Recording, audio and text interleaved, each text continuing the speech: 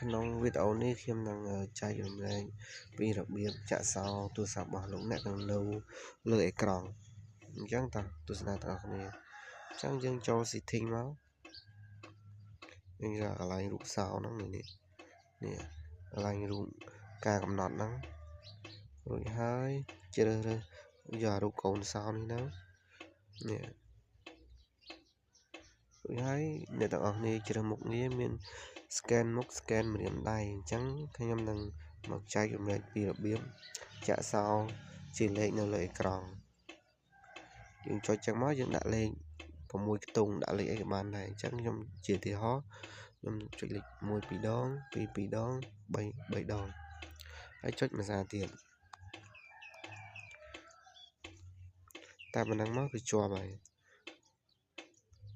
ងាយតែប៉ុណ្ណឹងមកគឺអ្នកទាំងអស់គ្នាគឺចាក់សោនៅលើអេក្រង់រួចហើយបើសិនជាអ្នកទាំងអស់គ្នាចង់ដោះវិញនេះចុចពាក្យថាបិទពាក្យសម្ងាត់លើអេក្រង់ចុចចឹងមកហើយឲ្យដាក់លេខកូដនឹងភាសាទៀតហ្នឹងគឺដោះវិញហើយអញ្ចឹងដំបូងគឺដាក់តែឥឡូវខ្ញុំប្រាប់ពីរបៀបដោះវិញអញ្ចឹងសង្ឃឹមថាអ្នកទាំងអស់គ្នានឹងចេះធ្វើ